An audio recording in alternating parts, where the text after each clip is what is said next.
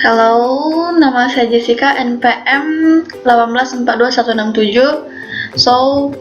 Saya akan menjelaskan tentang jawaban UTS saya kemarin. Oke, kita lanjut aja langsung ya ke nomor 1. Jadi ini nomor 1, di soal diberikan informasi seperti ini. Ada informasi tentang activity cost, activity yang terdiri dari adverse buying sama supply return.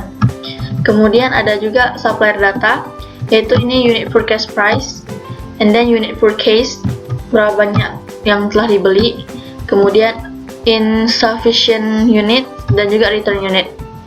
Langsung lanjut ke soalnya. Yang pertama, itu calculate the activity rate for assigned cost to supplier. Jadi kita bakal hitung yang ini, activity rate-nya. Activity rate. Nah, oke. Cara carinya ialah yang adverse buying ini dibagi total dari insufficient unit. Oke. Nah, kita run aja deh.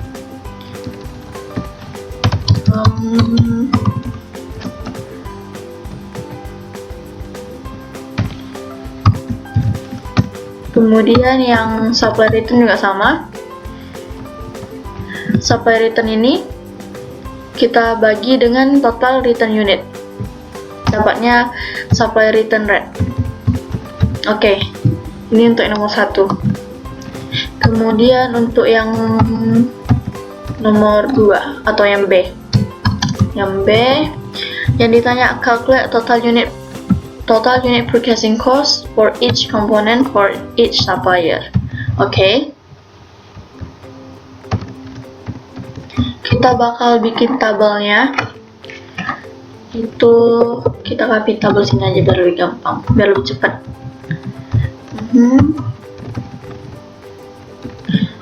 Untuk yang di sini, kemudian yang pertama kita bakal hitung purchase unit, yaitu tulis saya 47 kali 15.000 unit yang telah di purchase. Kemudian 12 dikali 15.000 unit telah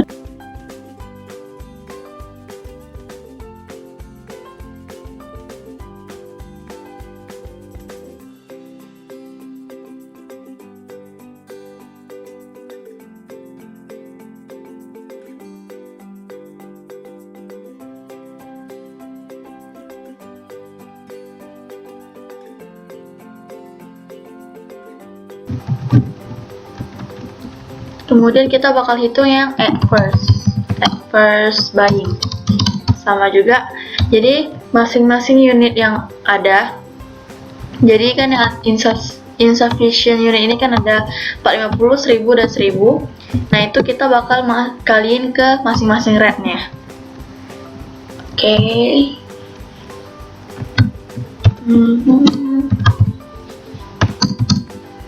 Kali 450. Kemudian yang ini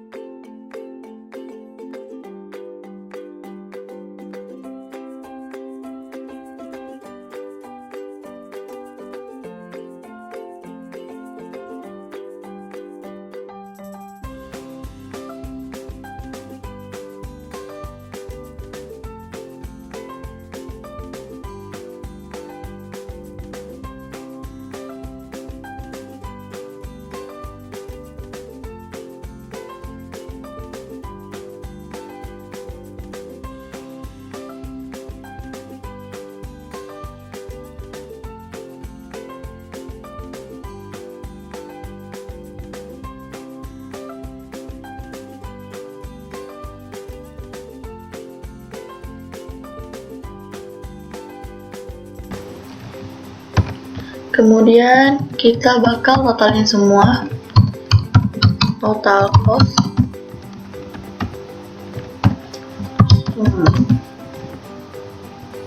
Total cost untuk yang site. Kemudian ini juga total cost buat yang WS, pembeliannya dari supplier Xiao Glass. Kemudian ini yang supplier Apple Glass. Total costnya. Kemudian kita bakal hitung unit, kita bakal hitung cost per unit. Cost per unitnya itu unit per case-nya. Unit per case-nya bakal kita copy. Unit per case sekian kan.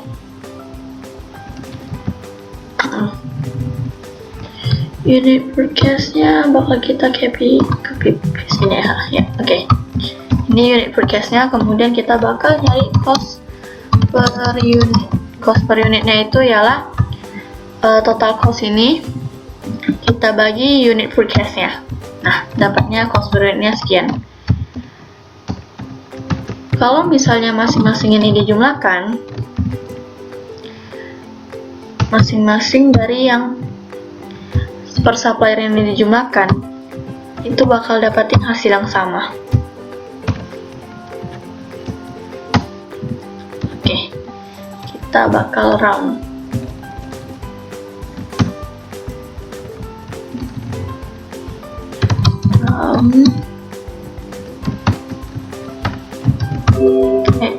Oh iya.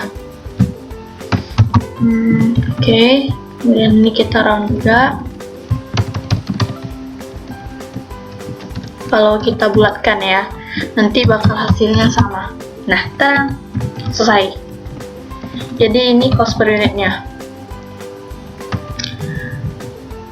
Yang ketiga, total unit purchasing cost for ini udah. Yang B udah ya. Yang B ini kita tabelin biar lebih jelas.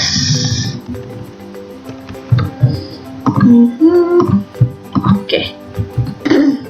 Pertanyaan yang ketiga, why we need to do value change analysis? Please explain it by link to strategic cost management.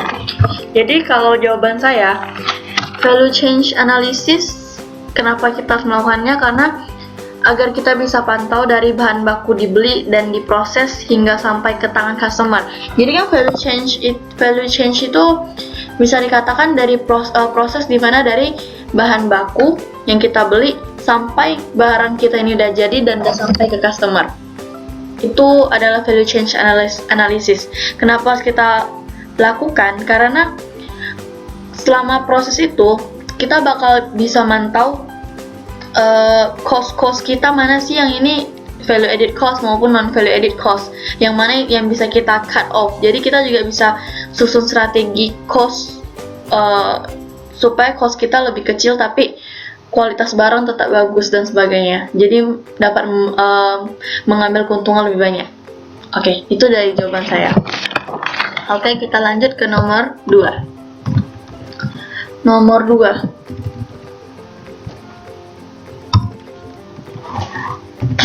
Oke, kita lanjut ke nomor 2. Ini informasi yang diberikan di soal. Kemudian, pertanyaannya pertama, compute the partial productivity ratio for each machine. Kita bakal hitung productivity measurement-nya. Productivity rasionya ya. Productivity ratio kita bakal ambil yang material dan labor, karena kita bakal hitung produktivitasnya. Nah, cara hitung rasionya ialah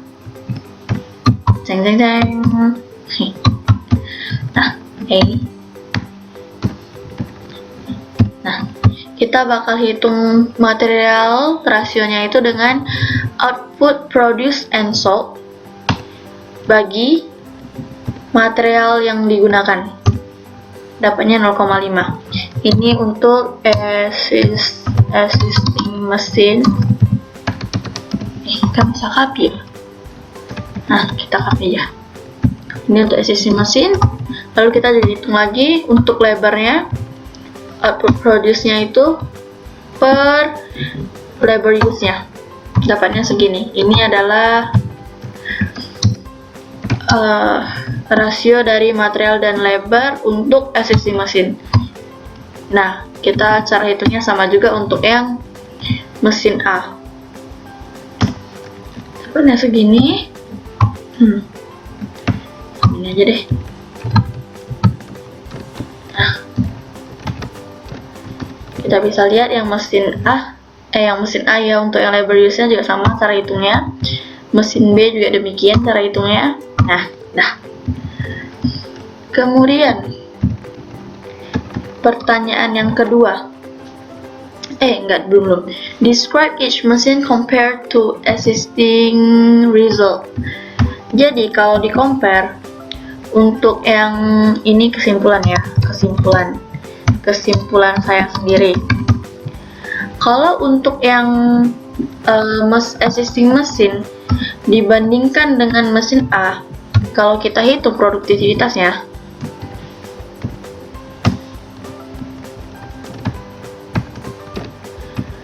otomatis produktivitas bisa kita lihat kalau misalnya existing mesin dibandingkan atau di-compare dengan mesin A, produktivitas mesin A meningkat. Kemudian apabila kita compare existing mesin dengan mesin B, itu mesin B produktivitasnya lebih di bawah existing mesin. Untuk di bagian material use-nya, produktivitas mesin B dan existing mesin itu tetap sama. Tapi untuk di labor use-nya, mesin B itu lebih rendah dibandingkan existing mesin. Itu komparasinya. Kita tulis lah. Kemudian nomor 2, calculate the impact of each machine to the profit earned by Roxxon Company and the total profit from all machine. Oke, untuk yang nomor 2, saya hitung profit linkage-nya dulu. Profit linkage-nya. Jadi profit linkage-nya itu kita harus hitung PQ. PQ itu bisa dibilang standarnya, kemudian PQ dikali price, kemudian AQ aktualnya, AQ dikali price, dan yang terakhir ialah PQ kali price dikurang AQ kali price. Ini untuk perbandingan antara standar cost dan actual cost yang terpakai itu, actual costnya itu mana lebih tinggi, biar kita tahu itu favorable atau unfavorable. Oke. Yang pertama kita bakal hitung material use. Ini kita hitung yang mesin A dulu ya. Mesin A. Oops. Typo. Mesin A, oke.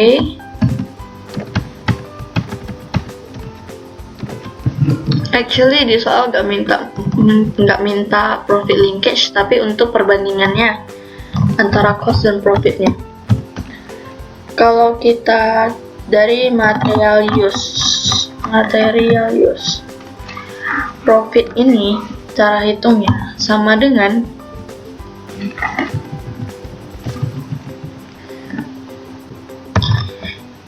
cara hitung PQ-nya ialah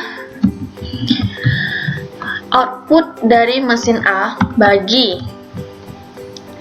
output dari existing mesin per material use untuk existing mesin. Ini kita buat standarnya karena kita perbandingan dari mesin baru ke mesin lama. Oke. Mesin A sama mesin B anggapannya itu kan kayak mesin baru, existing mesin itu mesin yang udah ada atau mesin lama gitu. Kemudian untuk yang labor juga sama, bedanya cuma di outputnya ini per labornya, bukan tadi kan per material, ini per labor, dapatnya segini. Cara ini dikali price untuk mesin A.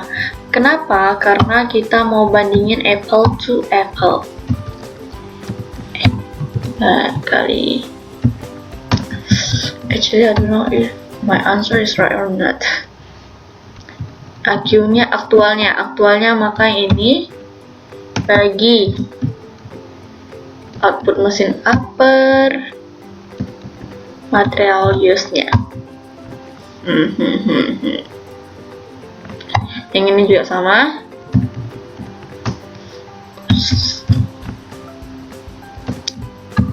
Bagi yang lebarnya.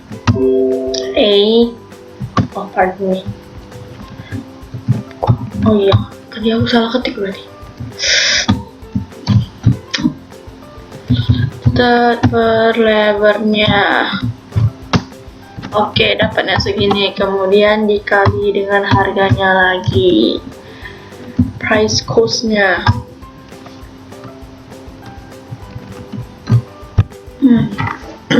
Dapatnya 3,5. Oke, bener.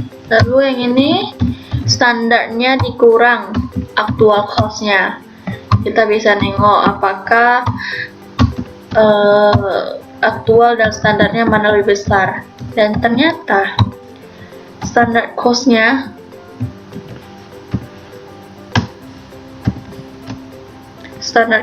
lebih besar, aktual cost-nya lebih kecil daripada standar cost.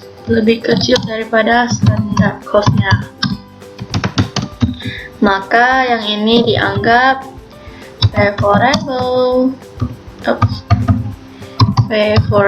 Ya dong. Aktual dianggap favorable karena aktual cost-nya di bawah standarnya.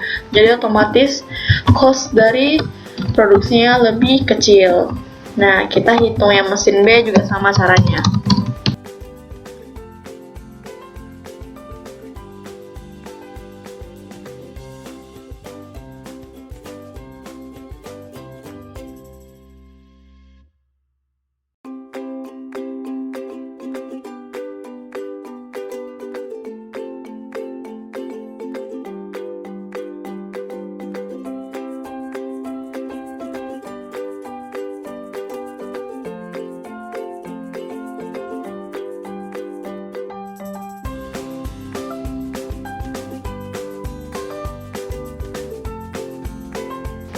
Nah, ternyata aktual cost-nya lebih besar daripada standar cost-nya.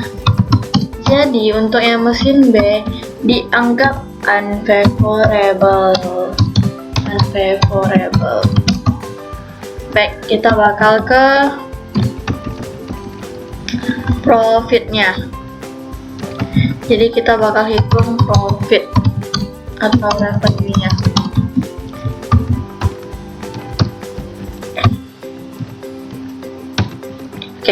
Profit atau ininya, kita bakal hitung revenue dari existing mesin A dan mesin B. Kita bakal bandingin. Revenue-nya ialah kan di soal nggak dikasih tahu tuh harga unitnya berapa. Jadi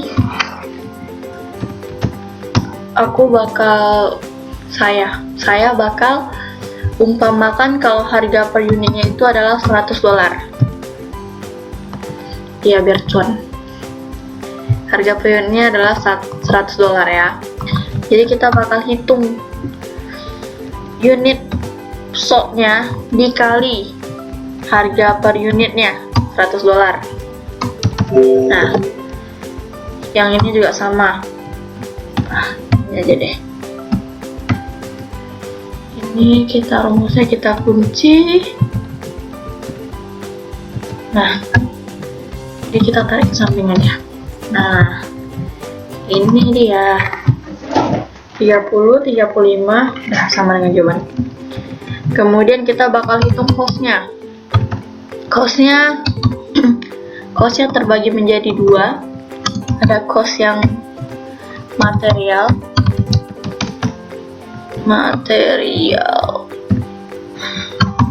dan juga cost yang labor. Oke. Kita bakal hitung sesuai harganya. Jadi kan yang material itu segini dikali dengan cost-nya segini. costnya 20. Nah, begitu pula dengan yang lebar. Nah, kita tarik ke samping aja. Ini dia. Oke, ini nggak ketemu. Oke. 12, 13, benar. Ini 15, 4, 50, benar.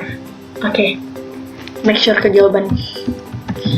Kemudian kita bakal garis bawahi. Oke. Nah, buat dapatin profitnya, ini dikurang total cost. Nah, profitnya segini. Tarang, ini adalah profitnya. Oke. Profit dari profit yang dihasilkan dari existing mesin ada 16.050.050, terus mesin A-nya 20.550.000 dan juga ada mesin B-nya 18.400.000. Nah, kalau ditotalin total profitnya, total profit dari seluruh mesin, sum aja deh, sum. Oke, ada 55 juta. Kalau misalnya kita harga jualnya $100, maka kita bisa lihat existing mesin dan mesin A, profitnya lebih banyak mesin A. Kalau mesin B juga lebih tinggi profitnya, karena ya bisa dibilang kalau kita nengok dari rate-nya di sini, pemakaian materialnya untuk mesin B, mesin A ke mesin B kan lebih banyak mesin A, terus yang labor use juga, tapi bisa dibilang productivity-nya itu meningkat, sedangkan yang mesin B itu productivity-nya itu ya masih sama untuk yang materialnya dan lebarnya lebih rendah. Tapi kalau untuk profit linkage, kita bisa lihat kalau mesin A kita hemat cost, bisa bilang kita hemat cost lah ya, 3.090.090. Tapi kalau untuk mesin B, cost kita bertambah 325.000. Jadi kalau dibandingkan profit dari mesin A sama mesin B, pasti mesin A lebih banyak. Dan juga kalau misalnya dibandingkan dengan existing mesin, semua masih dikatakan mesin A dan mesin B lebih tinggi daripada yang existing mesin. Tapi umpamakan harga kita 50, maka bisa dilihat profit dari mesin B lebih rendah daripada existing mesin, karena cost yang dipakai untuk mesin B itu juga meningkat 325.000 dibanding dengan mesin A. Itulah kenapa tadi saya hitung profit linkage-nya dulu. Oke, lanjut. Udah selesai. Oke, kita lanjut ke nomor 3. Wah, ini yang panjang. Oke, kita lanjut ke yang nomor 3. Jadi yang nomor 3 ini kita pahami dulu soalnya. Jadi dari sini dibilangnya Healthyco ini untuk coming periodnya mereka ada 640.000 mesin hour dan 480.000 labor hours yang ada atau are available, berarti yang tersedia segitu. Management is trying to decide on the quantities of each product to produce Battlefield during production Imun. Jadi selama produksi ini Imun Boss menggunakan 1,6 mesin hour untuk per unitnya, dan juga Mentagrove menggunakan 0,80 mesin hour per unitnya. Jadi kita bakal buatnya ialah 1,6x tambah X ini yang untuk Imun Boss. Kemudian untuk yang Y nya kita untuk Mentagrove. Mentagrove kan menggunakan 0,8 mesin hours. Atau gimana ya tandanya logonya ya? Nah ini deh. Kita yang ini, aduh susah kali. Oke, mohon maaf, masih belajar pakai Excel. Enggak sih, Oke, under. Nah, lebih kecil atau sama dengan 640.000, karena kan dari soal udah dikasih tahu kalau misalnya yang available cuma 640.000 untuk mesin hour. Kemudian human boss using one direct labor per unitnya, berarti X doang, ditambah nih di sini and 2 direct labor hour per unit for Mentagrove production, jadi 2Y. Nah, logonya juga tetap sama dengan atau lebih kecil atau sama dengan 480.000, karena udah dikasih tahu yang available untuk coming period hanya segini. Untuk ini untuk mesin hour, ini untuk labor hours. Oke. Buat di samping aja lah ya, biar lebih gampang soalnya. Kemudian X lagi. Di sini dibilangnya the company can sell no more than 400.000 bottles of Immune Boss. Immune Boss kan tadi X kan, berarti Immune Boss hanya bisa menjual 400.000 botol, tidak lebih dari 400.000 botol, karena ya, jadi tandanya lebih kecil atau X lebih kecil atau sama dengan 400.000, karena kan dia tidak bisa lebih dari 400.000. Dan juga yang Mentagrove juga tidak bisa lebih dari Mentagrove kan tadi kan Y, lebih kecil atau sama dengan 408.000 ya bisa dijual. Nah, oke. Biar lebih gampang di sini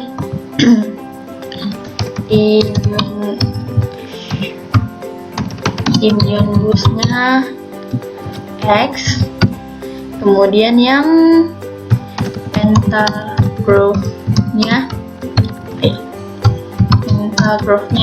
Y. Oke. Nah, dari sini kita udah dapat. Kita bakal gambar grafiknya, jadi kita harus nyari titiknya. Please deh, Oke. Ya, kita bakal misalnya kita bakal cari yang pertama itu adalah yang ini. Ini ya.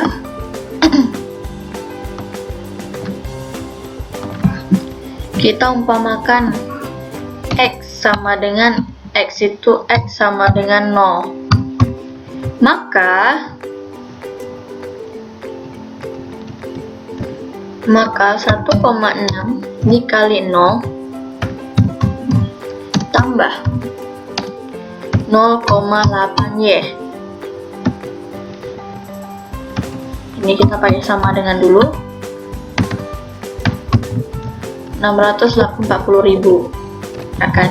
Berarti ini kan sisa 0,8x 8y, salah, 0,8y.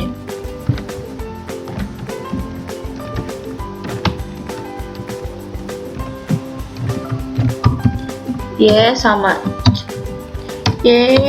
sama dengan sabar sama X. Y sama dengan ini bagi 0,8. Dapatnya 800.000. Kita umpamakan di sini lagi Y sama dengan 0. Kita mau mencari titiknya. Berarti yang titik ini ialah ini titiknya. Terus di mana ya? Sini deh. Titiknya adalah 0,800.000. Oke. Lalu kita umpamakan lagi Y sama dengan 0. Kita copy aja deh, biar lebih gampang.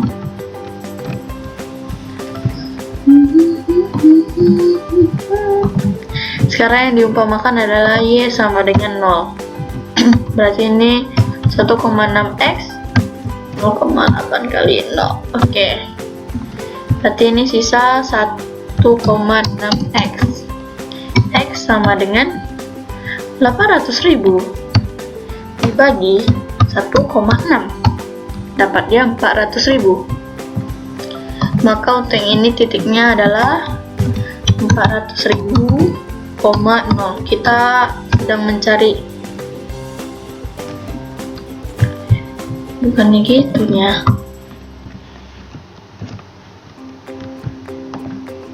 Pakai gini deh, gampang. 0.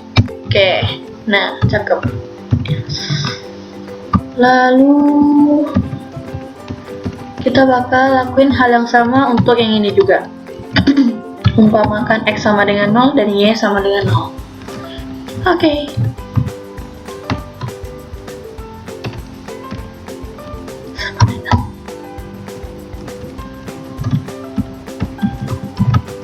Biar lebih gampang. Y. Oke. Y 80. Oke. Y sama dengan Y. Kita umpamakan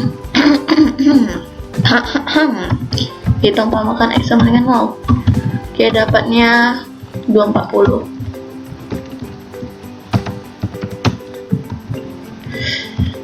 Kita umpamakan lagi ini sama dengan 0. Kita lakuin hal yang sama lagi dan lagi.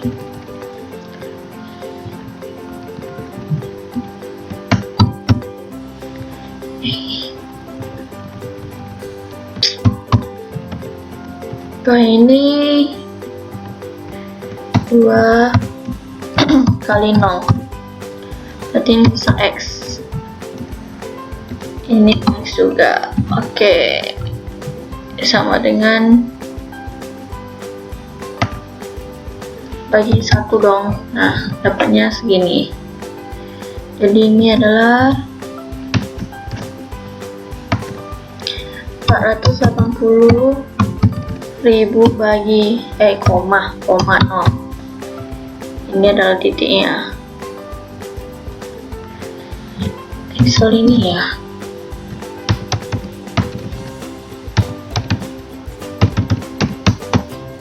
Nah, yang ini segini, ini. Oke. Kemudian kita bakal gambar grafiknya dari titik-titik yang udah kita dapat. Titik ini, dan ini. Kita bakal gambar grafiknya. Oke, next kita bakal bikin garis atau grafik dari apa ya? Titik potong yang udah kita hitung. Oke. Ini X, ini Y. Kemudian X-nya yang ini 0. 400.000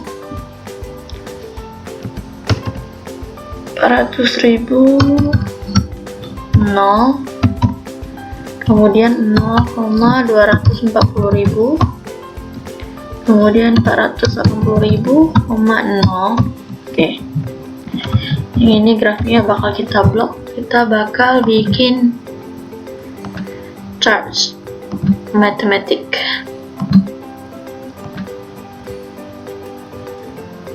Ini udah bagus. Oke. Kemudian kita bakal tambahin data labelsnya. Axis title-nya ini Y. Kemudian ini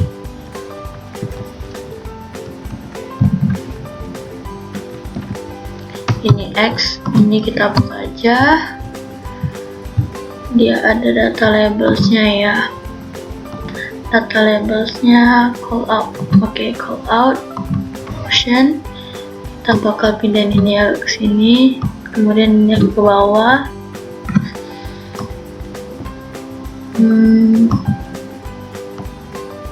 Biar nampak titiknya. Oke.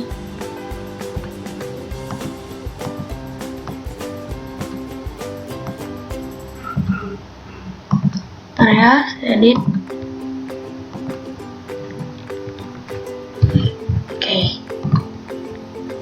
Kita lanjut. Nah, udah ada grafiknya ya.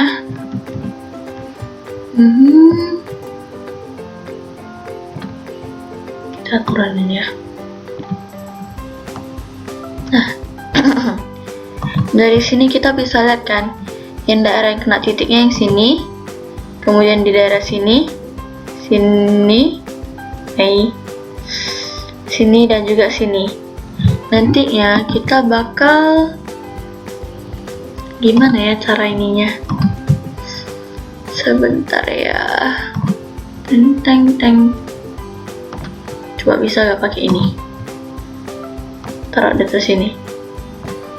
Ini kita kasih warna hitam deh. Kemudian tapi kita paste lagi. Kita taruhnya di sini. Tapi kita paste lagi. Taruhnya di sini. Tapi kita paste lagi buat di sini. Nah, daerah yang dihitamkan ini shape line-nya kita pertebal aja deh. Baiknya jadi gini. Ketebalan nggak? Oke, nggak apa. Nice. Shape-nya kita tebelin jadi segini biar kita tahu. Ini juga sama. Ini juga sama. Shape line-nya kita pertebal. Nah, ini dia. Jadi yang daerah ini nanti bakal daerah di arsir. Ini titiknya. Coba ya kita buat datanya lebih lengkap. Susah nengoknya. Kita bakal hitung yang mana yang paling maximize profit, kontribusi marginnya. Oke, next kita bakal ke squad berantakan. Ya sudahlah.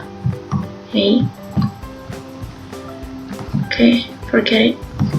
Kita lanjutnya di bawah sini aja deh.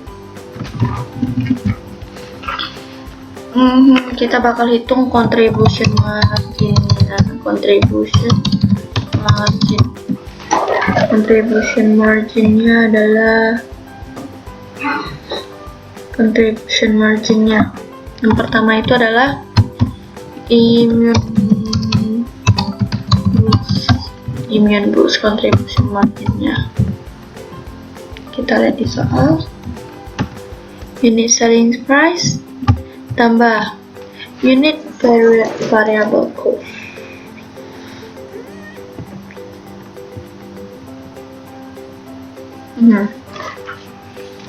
Berarti contribution margin itu kan didapat dari total salesnya atau revenue-nya dikurang COGS dan juga dikurang lagi variable cost kan. Nah, jadi contribution marginnya untuk yang immune boost adalah 4 untuk selling price-nya dikurang 0,8 untuk variable cost tambah unit ordering cost 0,4 tambah 0,2 tambah material cost-nya 1. Jadi itu di MDLOH-nya. Oke. Jadi langsung pangkalin.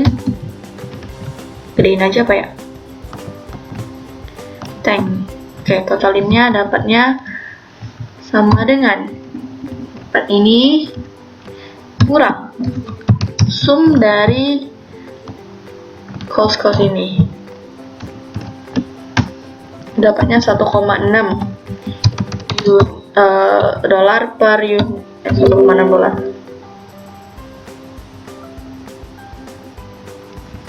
Apa nih? Oh, kata aja. Dapatnya 1,6 dolar. Kemudian kita hitung juga untuk yang Menta Growth sama yang namanya nyari contribution margin pasti segitu kan, pasti tetap sama juga dapat kurang. Hei, 1 tambah 0,6 tambah 0,4 tambah 1,6. Nah, kita hitung ya.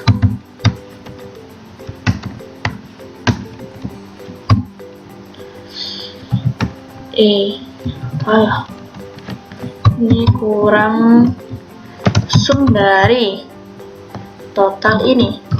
Cuman, oh ya, satu lagi dapatnya 1,2. Jadi ini per unit ya, per unit.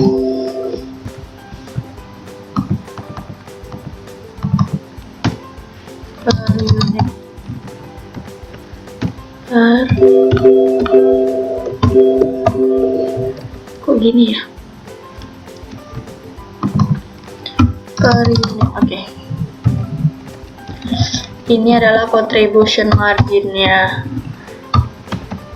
Lalu sebenarnya dari tadi kita gitu grafik itu untuk yang nomor 2 above Cartesius. Ini sebenarnya ada garis lagi untuk yang Y, untuk yang Y dari garis yang di sini nih.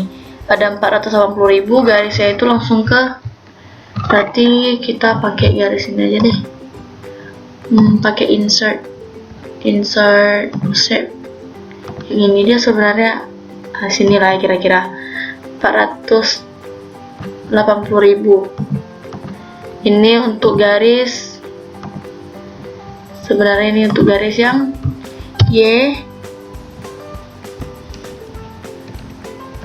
Y tidak, gimana buatnya?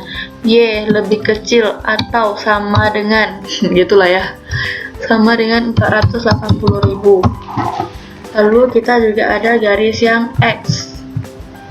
Ini kita copy, paste. Garis yang X yang 400.000, berarti di sini. Garis yang X di sini. Yang ini dah. Nah, di bawah sinilah. Ini adalah X lebih kecil atau sama dengan 400.000. Dia sebenarnya garis kayak gini, cuman karena diagramnya entah kenapa nggak bisa dibuat kayak gitu, atau mungkin saya yang tidak tahu caranya. Nah, sistem eliminasi ini adalah yang 2 ini. Iya, ini dia, kita kembali ke matematika dasar sistem eliminasi.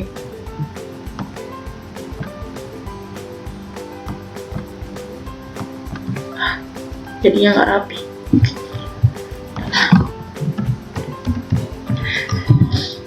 Kita bakal cari nilai X dan Y nya.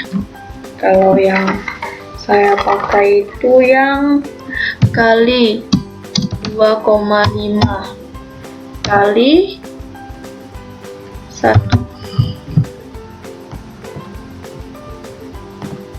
2,5 kali 1. Ini nggak boleh dilupain, ini dari zaman SMA sampai sekarang. Berarti ini adalah dia dapatinnya tuh begini. Ntar insert biar lebih gampang hitung deh. Anggaplah masing-masingnya dikali 2,5. Nah, sama dengan 1,6 dikali 2,5. Dapatnya X tambah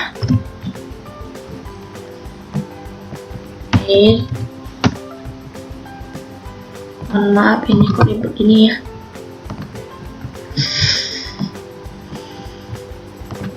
Yang ini 0,8 dikali 2,5 dapatnya 2. Jadi ini adalah 2 sub lagi 2Y. Kemudian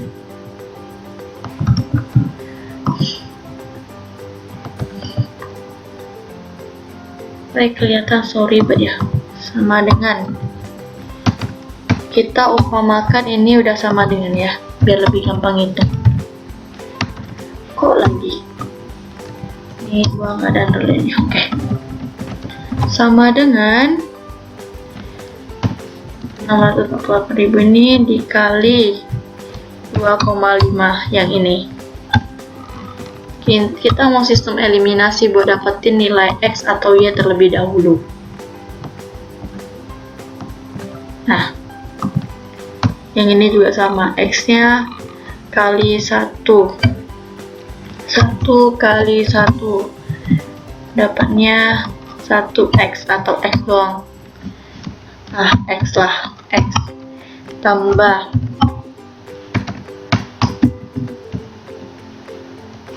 2 kali 1. Kok itu sih? 2 kali 1. Mohon bersabar, ini ujian. Sama dengan ini tetap 480.000 kali 1. Oke. Kemudian ini bakal kita garis. Sama dengan ini adalah kurang ya. Nah, kenapa kurang? Jadi 4X tambah 2Y sama dengan 1.600.000 dikurang X tambah 2Y sama dengan 480.000. Maka kita hitung. Ini X nya, dia bakal sisa kan 4X kurang X sama dengan 3X. 3X. Oke. 2Y kurang 2Y sama dengan 0. Berarti yang tersisa adalah 3X. Oke. Yang ini 1.600.000 dikurang 480.000 berapa? Segini. Sama dengan kita bakal nyari X. X sama dengan ini bagi ini. Dapatnya segini X-nya. Ya, dapatnya segini. Baru kita cari Y-nya. Kita ambil salah satu aja, ini. Kita ambil yang ini, paste. 480.000. Nah, sama dengan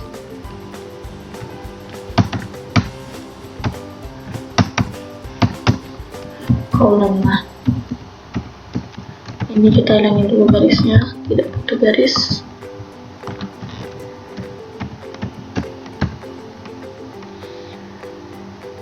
Kan X nya dari ketahui tuh X nya segitu, berarti sisa 2Y sama dengan 480.000 kurang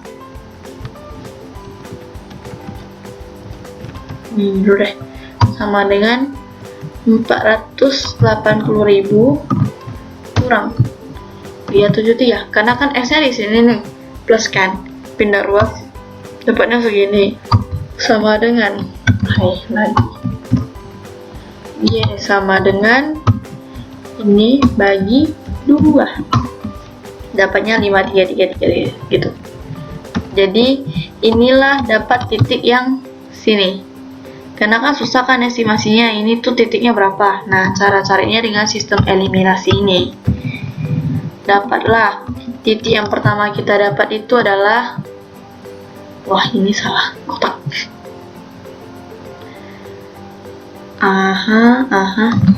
Ini kita pindahkan aja deh.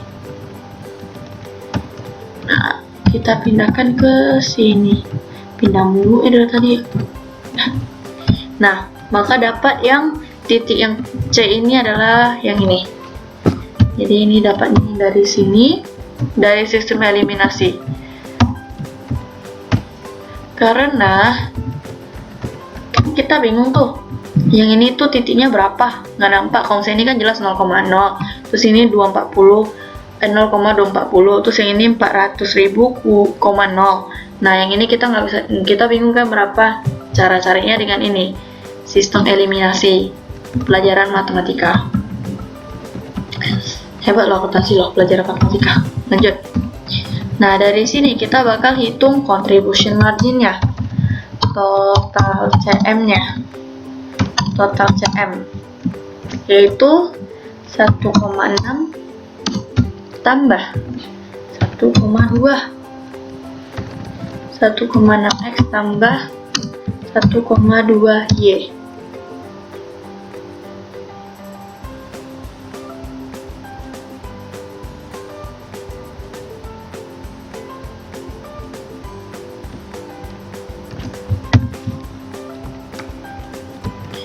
Satu 1,6x tambah 1,2y ini itu didapat dari yang ini. Tadi kan kita hitung tuh contribution margin untuk imun bosnya itu 1,6 dan yang mental growth itu 1,2. Jadi kita mau hitung total itunya berapa, total CM-nya berapa, total contribution margin-nya berapa. Yaitu dengan cara yang pertama kita pakai titik yang A. Berarti 1,6 dikali 0. Dari ini kita hidup tanda kurung. Oke. Kemudian ditambah 1,2 dikali 0. Dapatnya 0. Selanjutnya 1,6 dikali 400.000 tutup kurung tambah 1,2 dikali y-nya 0. Dapatnya, aduh ini dong, dapatnya 40.000. Kemudian kita hitung lagi 1,6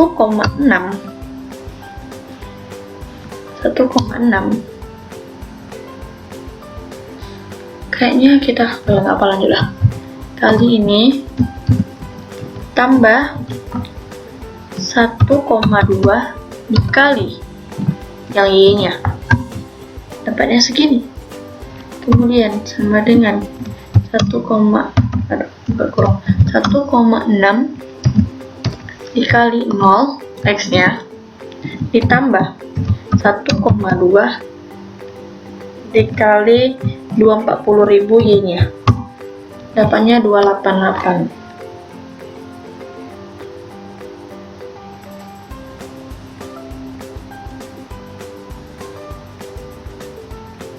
Nah, dari yang tiga ini, yang paling optimal tentu yang titik yang poin yang C. Paling optimal.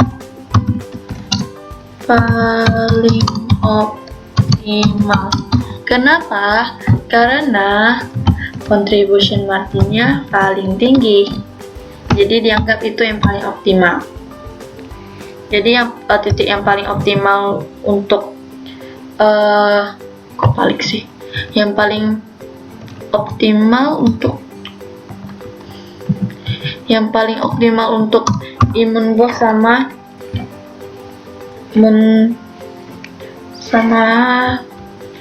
apa tadi namanya, mental growth. Mental growth itu ialah yang titik adalah yang titik 333,53333. Ya, ini dia yang paling optimal titiknya. Oke, nomor 3 selesai. Semua lengkap lah ya, oke lah ya. Oke, nomor 4. Lanjut, nomor 4, inventory management. Inventory management ini dapat dari soal. Jadi inventory management itu ada dua contoh soal. Ada dua soal. Yang pertama, kita pisahkan aja lah ya ini sama ini. Kita X, kita pindahkan ke sini biar kita tahu gampang hitungnya nanti ya. Oke. Yang pertama, bahas yang pertama dulu. Jadi di sini diketahui bahwa demand huruf besar nih, demand daripada Delfina ini ada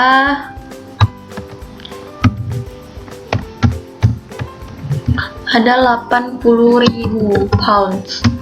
Ini adalah demand-nya. Karena kan kok kasih. Karena kan ini adalah uses of each year. Jadi ini dianggap sebagai demand-nya. Kemudian ada diketahui placing order-nya. Placing order cost-nya itu ada $15. Oke, $15. Ini nanti ganti jadi dolar. Kemudian diketahui juga carrying cost-nya ada $1,5. Nah, yang ditanya adalah EOQ-nya. EOQ-nya berapa? EOQ. Nah, jawabannya jawab. Diriku terbiasa, saya terbiasa kalau misalnya tersistematis kayak gini, lebih rapi. EOQ-nya rumusnya adalah, kita pakai ini aja deh, 2 kali D kali kalinya gede P. Kita taruh di sini. Oke. Oh, nggak bisa dipakai, harus taruh dulu.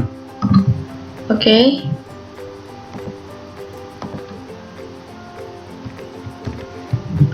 Nah, gini deh. Oke, per C per carrying cost. Jadi sama dengan ini deh, copy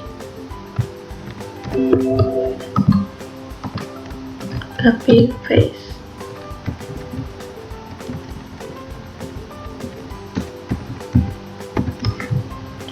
Nah, 2 kali demand-nya kan 800.000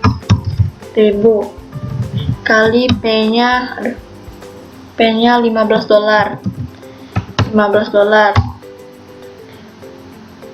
Oh, underline gak? Oh ya, bisa, cakep dong kayak gitu. Kayak C-nya adalah $1,5. Ini gak underline lagi dong. Oke. Saya aja ini nggak bisa di tengah ya. Oke, bisa. Cakep, ini dia. Oke, sama dengan kita bakal hitung simbol akar aja deh. Ada gak simbolnya? Simbol akar. Oh, ini. Oke, simbol akar. Simbol akar sama dengan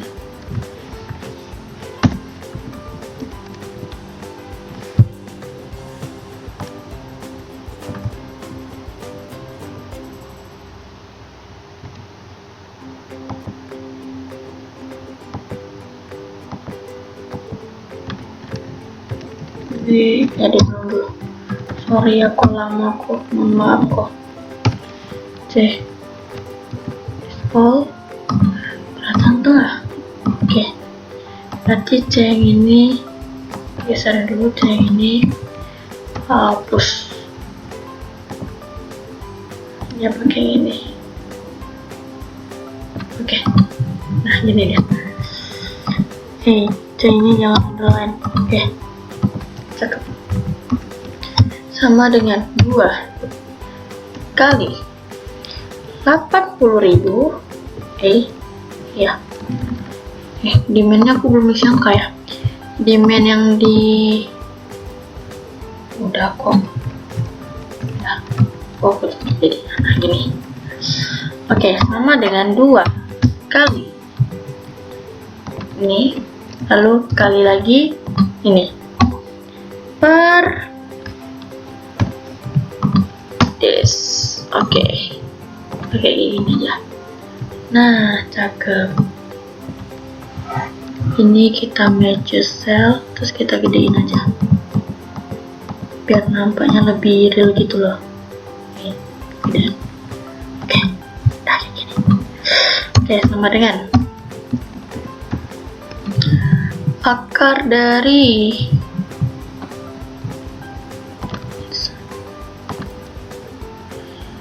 inilah kalau nggak pakai mouse. Oke, agak susah. Akar dari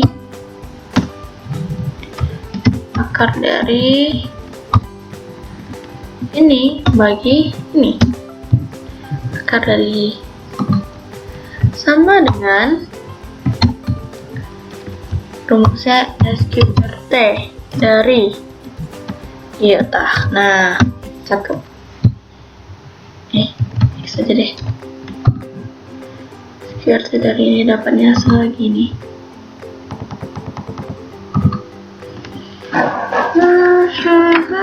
Oke, sama dengan jawabanku. Jadi ini per unit. Oh iya, sorry, lupa. Per unit. Oke. 1265 per unit adalah EOQ-nya. Kemudian yang kedua B yang ditanya. Ini yang A ya. Yang B-nya yang ditanya.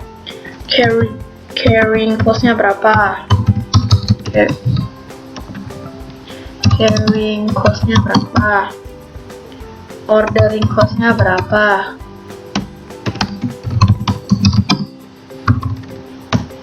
Dan juga total cost. Oke. Satu-satu kita kerjain ya. Carrying cost.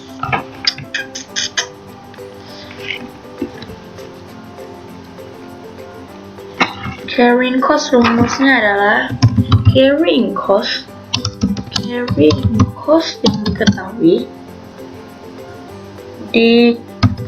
dikali quantity bagi 2. Ini adalah rumus carrying cost.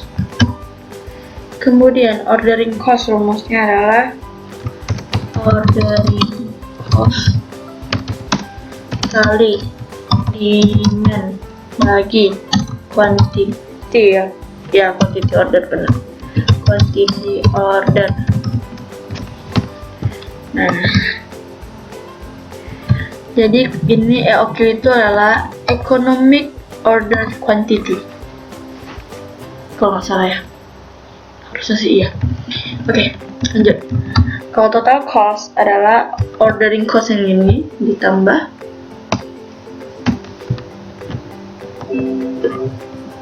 bisa ya.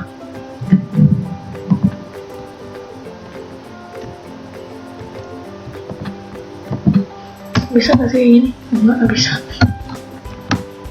Oke, ordering cost tambah carrying cost. Oke, ini rumus-rumusnya.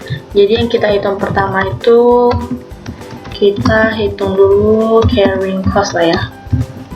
Carrying cost sama dengan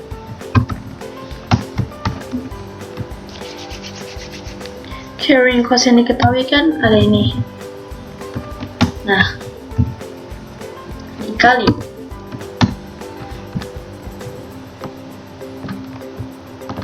quantity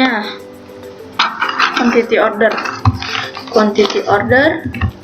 165 per 2. Oke, kita langsung cari aja. Sama dengan kali bagi 2, dapatnya segitu. Ini sama dengan dikali Oke, dapatnya segini. Ini adalah carrying cost-nya. Kemudian ini TC kita pindah ke samping aja deh. Nah, biar nanti tetap nampak.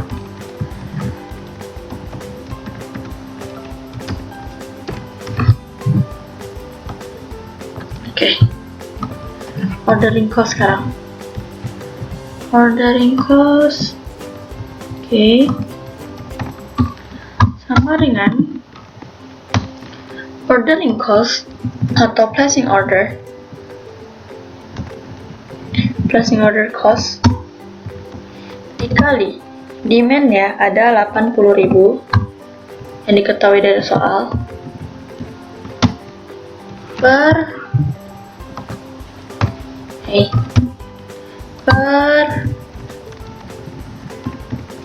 order quantity ordernya. Nah, ini cantik. Oke, kita langsung aja sama dengan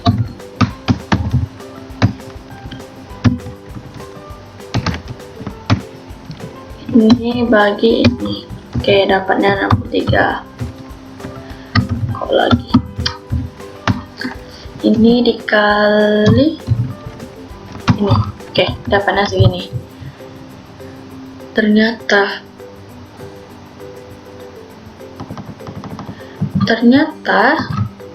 ordering cost dan carrying cost angkanya sama. Tentang sini tambah biar lebih tersistematis saja. Jangan ngapain ke sini.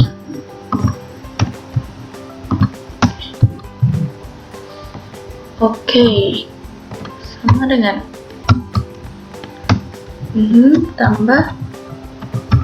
Oke, jadi ini adalah total cost-nya. Oke, pertanyaan B sudah terjawab. Sekarang pertanyaan lainnya. Assume that the average rate of usage is 250 pounds per day. Assume also that the lead time is 7. What is reorder point? Jadi, pertanyaannya adalah reorder point. Oke. Reorder point-nya berapa? Yang diketahui lead time-nya 7. Lead time sama dengan 7 days. Oke. Average usage-nya itu ada 250 pounds per day. Sedangkan each share-nya kan ada 80.000 ya kan. Maaf ini harus dilebarin. Oke. Lalu reorder point rumusnya adalah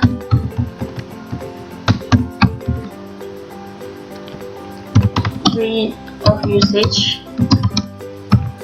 dikali lead time. Ya, oke. Sama dengan kali. Nah, kok nggak bisa?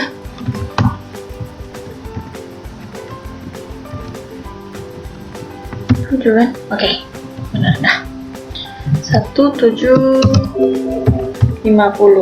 Oke, ini adalah jawaban yang C. Ini dia. Oke.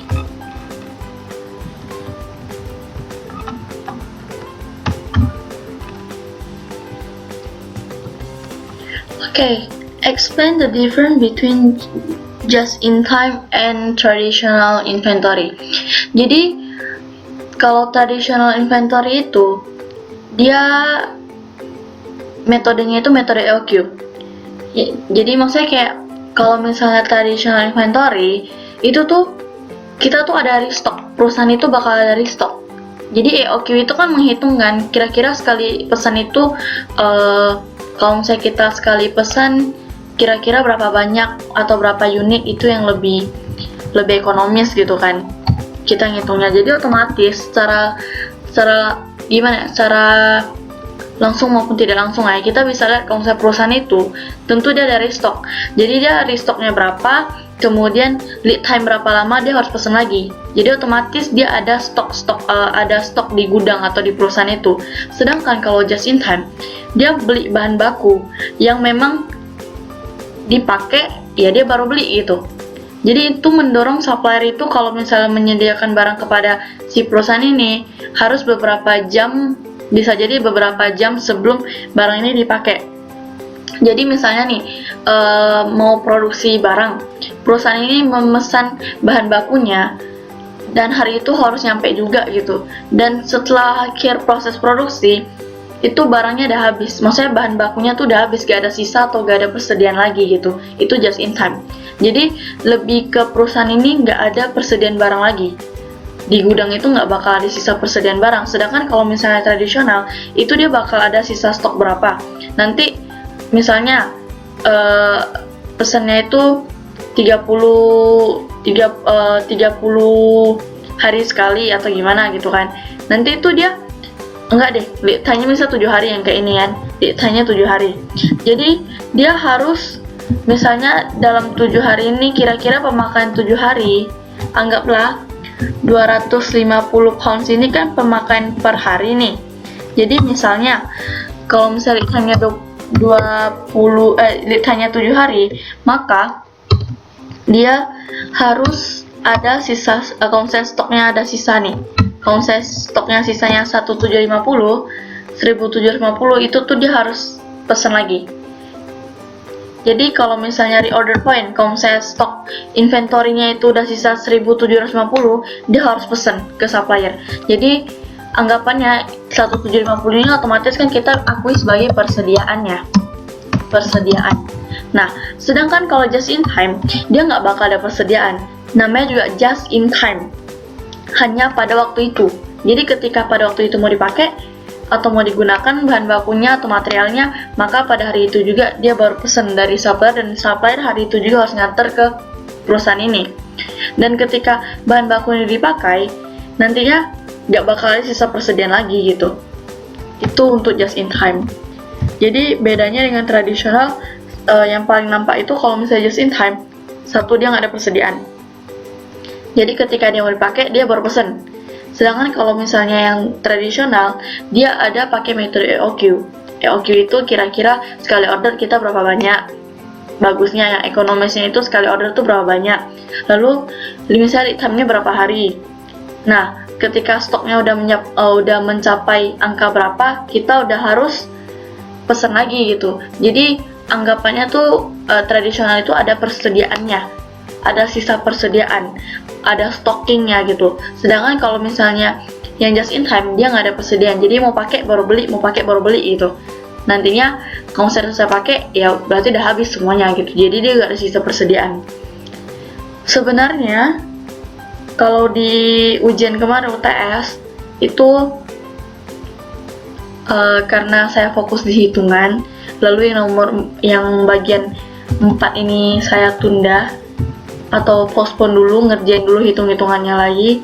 Terus gara-gara buru-buru submit, lupa deh eksplanasi yang ini. Cuman ya udah, eksplanasinya di video ini aja.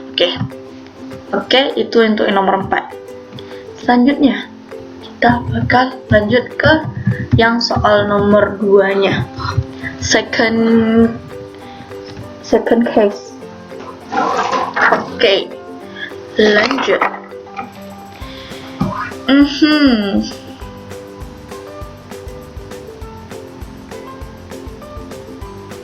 Yang ini sih langsung dapat EOQ-nya.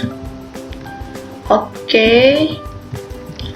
Pertanyaan yang pertama, calculate the AOQ. Kita diketahui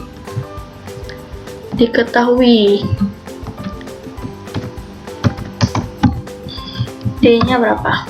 Kita lihat, diketahui D-nya ada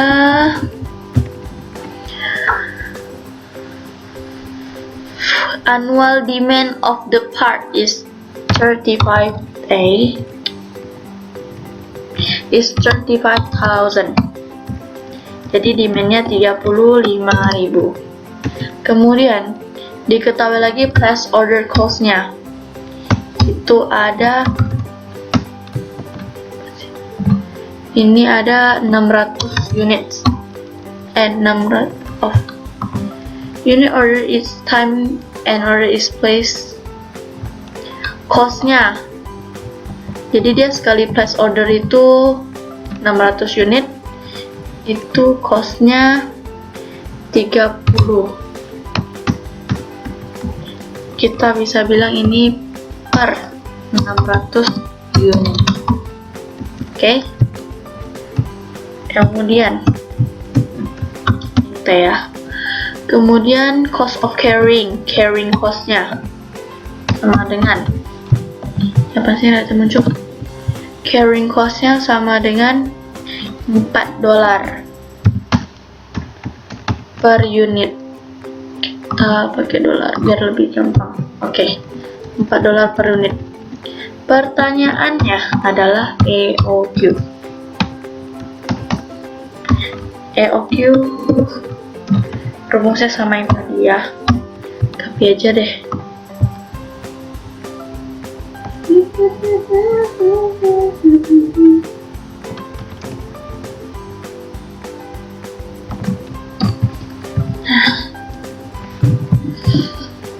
Ini kita ubah ya, dia akan 350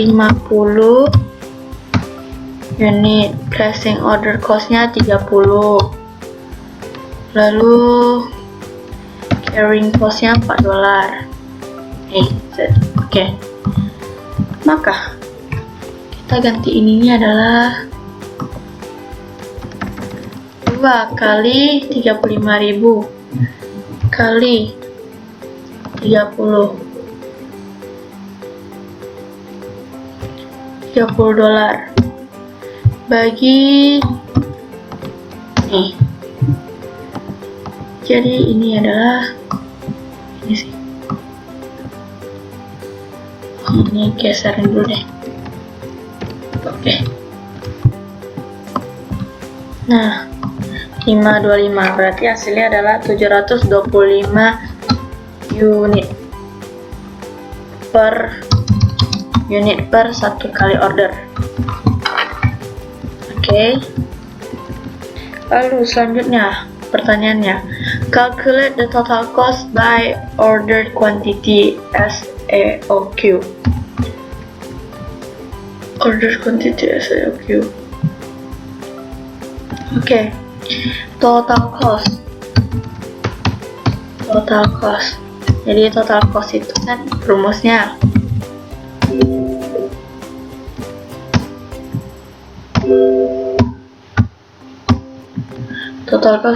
adalah ordering cost tambah carrying cost.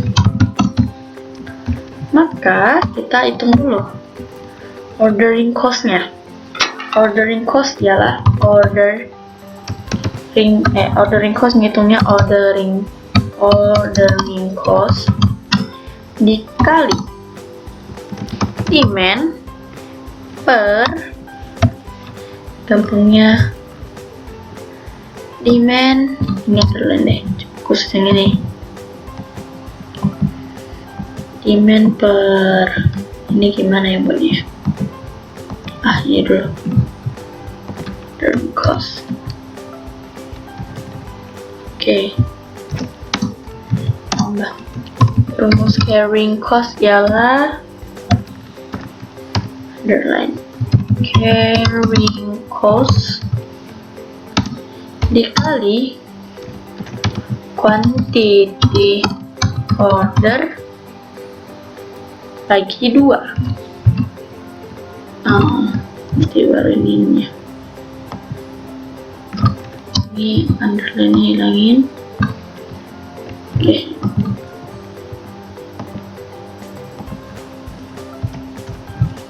Ini salah aja. Underline hilangin. Oke. Khusus yang order ini underline.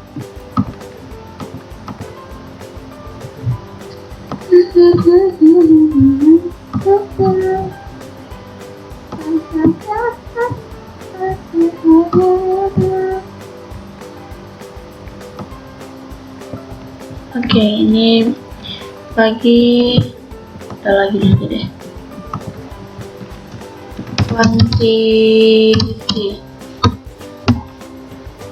Quantity order. Oke. Ini bagi 2.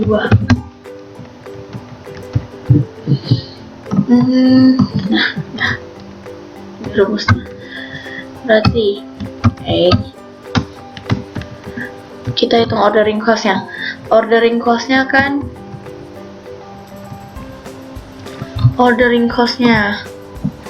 sama dengan yaitu 30 dikali demand-nya 35.000 bagi 725 unit tambah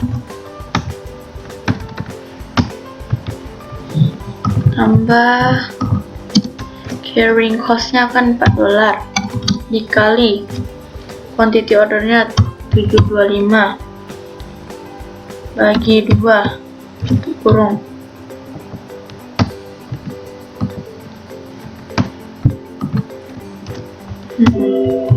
iya ya, tambah gak bisa ini ya. Oh, ini ya. Oke, sama dengan kita hitung yang bener ya.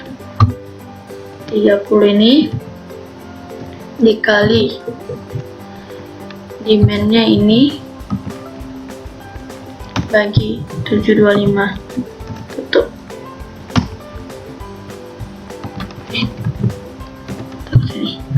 Oh iya, ini harusnya 350 apa 35 sih? 35. Oke, yang ini benar ya. Oke. Kemudian tambah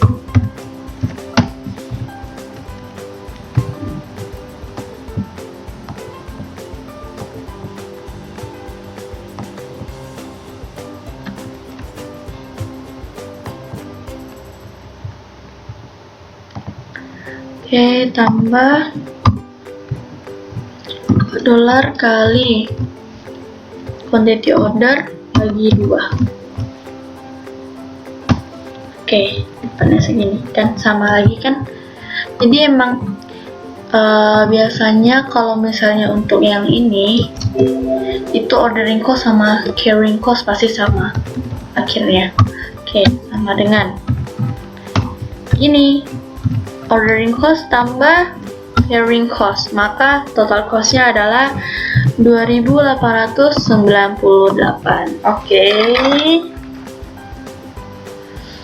So itu adalah penjelasan dari semua jawaban UTS saya.